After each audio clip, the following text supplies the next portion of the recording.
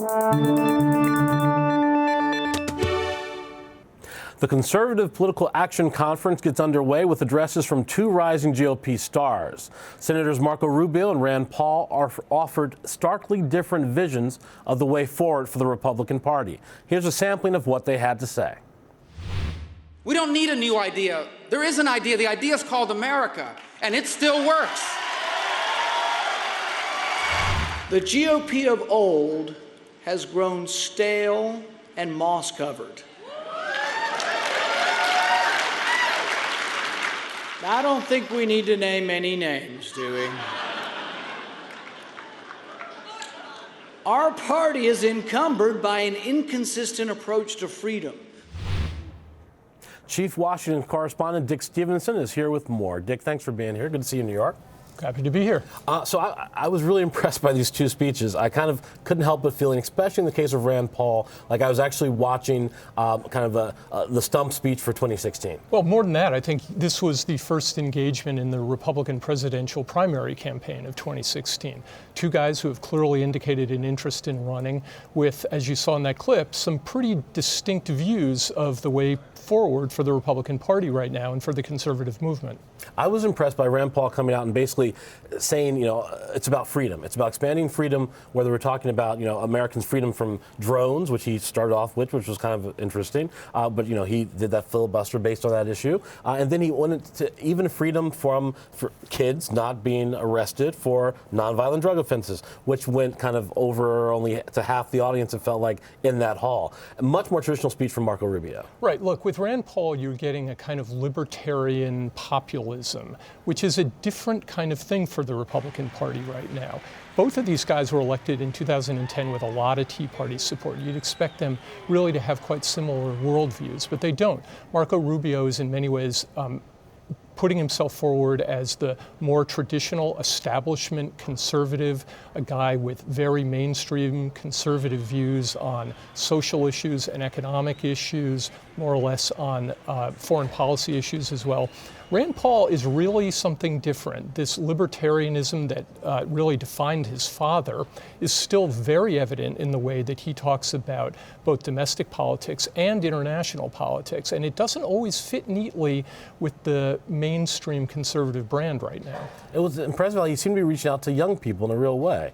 The old GOP, the new GOP. Well, his zinger at, of course, John McCain over the kind of stale, moss-covered, party of the past was, I think both retribution for McCain's statements after Rand Paul's filibuster last week, but also, I think, as you're suggesting, a turning point in the way that the party is thinking about where its future really lies, and an attempt on the part of Rand Paul to reach out to a different kind of audience, not necessarily the kind of voter that they've been able to attract in the past, but the kind that animated his father's presidential runs, which, if you remember, were made up of a very large proportion of young people drawn by his anti-war positions. And if the party's going to rise to a national presidential level and get majorities nationally, they have to expand their tent.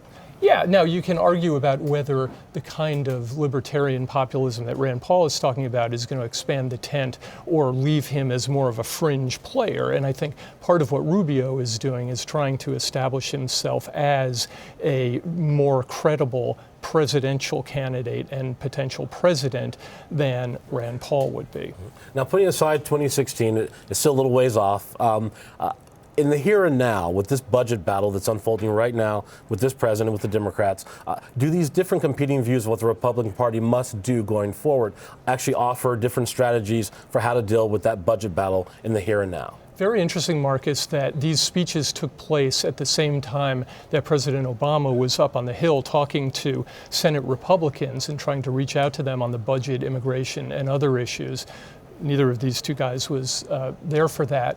But I think what you saw here was evidence of how hard it's going to be for Obama, and to the degree that the congressional leadership is interested, for the Republican leadership to get together with the White House on any kind of budget deal. Rand Paul came out in the speech at CPAC and talked about a 5-year balanced budget, eliminating the education department.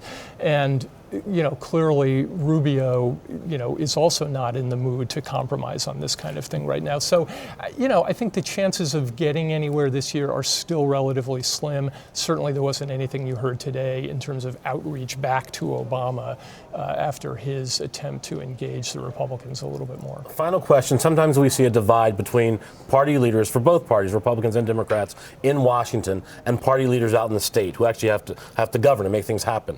Do we see that kind of division in the Republicans today? I think you really do. I mean, some of the most high-profile Republican governors, real conservatives, John Kasich in Ohio, Rick Scott in Florida, never mind Chris Christie in New Jersey, all taking steps to adopt Obama administration policies, whether it's on the health care law, Medicaid, other things that work for their states, that accept the Obama health care law, for example, as settled law at this point, something that neither the Ryan budget nor the sentiment at CPAC really accepts at all. Excellent. Well, we'll keep watching. Thanks, Dick. Absolutely. That's all for now. I'm Marcus Mabry for the New York Times.